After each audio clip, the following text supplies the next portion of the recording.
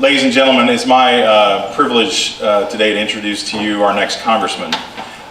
Before I do that, y'all may be looking at me thinking, wow, what are you wearing? And you got some liberal Birkenstocks on. And so, given my Birkenstocks, you would probably be surprised to learn that there are a very small handful of people that I compete with annually for the highest conservative voting score in the General Assembly.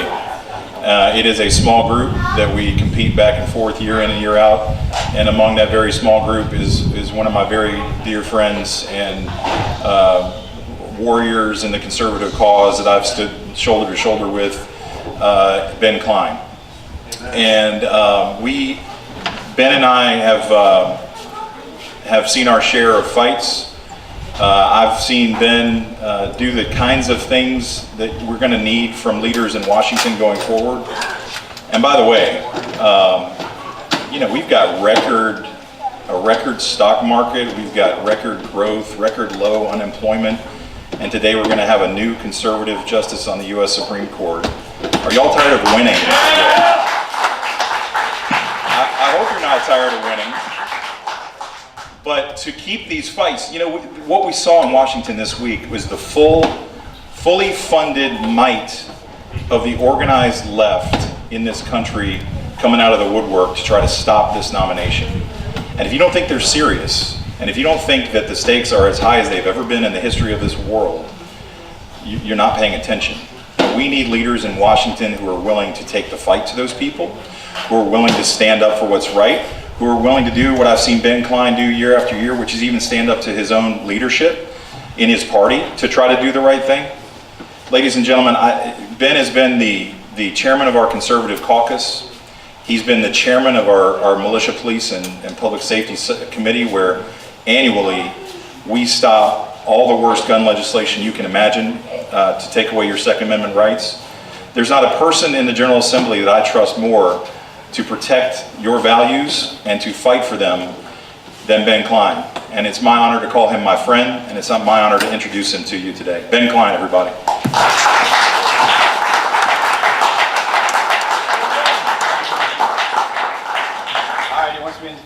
All right, I get to use this special mic. All right, good. Well, good afternoon, Warren County. It is great to be back with you. Thank you very much for letting me join you. I can say I'm a little fresher than I was last time I was here. Last time I was here, we had just finished a 220-mile walk up the 6th District and finished in 95-degree heat. Many of you came to the rally downtown, and we celebrated the values that make up the 6th District: faith, family, community, hard work, independence, and conservative values of low taxes, less government, and something that I carry with me everywhere I go, and we aim to reintroduce to Washington, D.C. here come November 6th, this document right here, the Constitution of the United States. This Constitution is not a guidebook for federal policymakers. It's not just some historic relic for the United States senators to occasionally peruse. This is the instruction manual for the federal government. This is the beginning and the end of everything that the federal government should be doing. If it isn't in this little document right here, the federal government needs to be giving it back to the policymakers in Richmond. And you have some amazing policymakers in Richmond. Todd Gilbert does an amazing job as my majority leader. And he is also my conscience. He sits over my shoulder, my right shoulder, appropriately. And every so often, I will have to turn back to my right and check in with my good conservative conscience, my good friend Todd Gilbert. But you also have Chris Collins and Michael Weber here, and Mark Obenchain doing a fantastic job of defending your rights and your Constitution in Richmond. It's been an honor to serve as chair of the Conservative Caucus along with Todd and try and keep our leadership honest, You know, every so often they'll get some pressure from the right. You saw some great conservative leaders up in Washington. Under some pressure from the left. You saw some great conservative leaders up in Washington come under some pressure from the left this week, and they stood strong and stood up for the values that we share, our values that are important to our system of justice here in this country. And those are the values that we want to keep going in Richmond and reintroduce up in the House of Representatives, because ultimately we've got a choice to make. We've got a choice between where we're fighting now and where the left wants to take us. On health care, for example, we're fighting to repeal and replace Obamacare. The left wants socialized Medicare for all. We're not going to let them do it. On energy, we've got an effort to have an energy program that is all of the above, where we've got oil and natural gas and nuclear and coal. The left wants to roll back the Industrial Revolution and essentially put us all back in the land of windmills and sundials. We're not going to let them do it. We aim, when it comes to government, we are of the mind that the government that is closest to the people is the government that is best for the people. And you've got some great people running for town council here in Warren County who are going to do a fantastic job. I thought Ed Gillespie had returned and moved to Warren County, but it's not Ed Gillespie. It's another Gillespie who's going to do a great job. And then Chris Calloway and A.D. Carter also going to do a great job on town council. But they're the ones who know best what's best for Warren County. Your delegates and your senators here know what's best for Warren County. Washington doesn't know what's best for Warren County. Washington doesn't know what's best for anybody.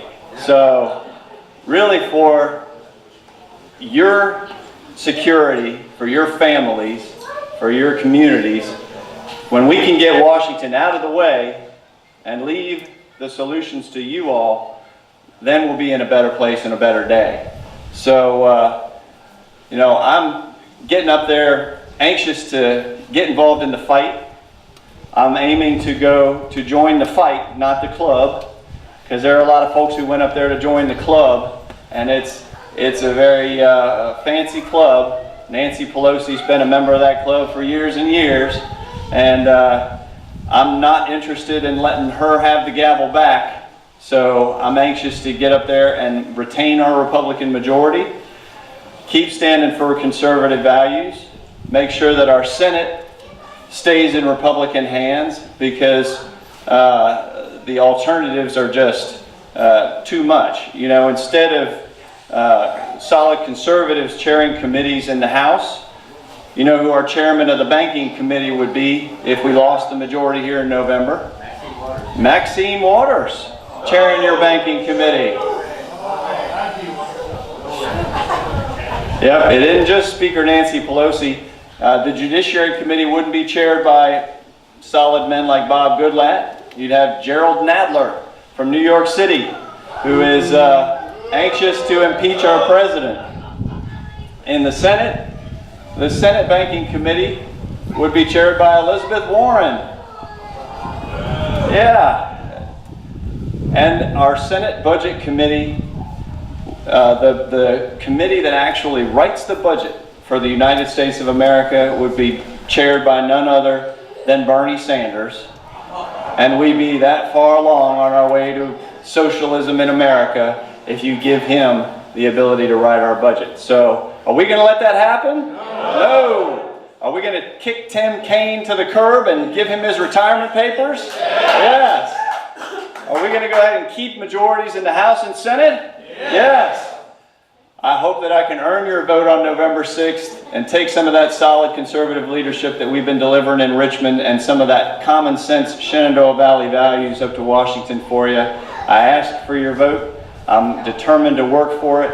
And on November 6th, the real work will begin in making sure that we continue to help our president make America great again.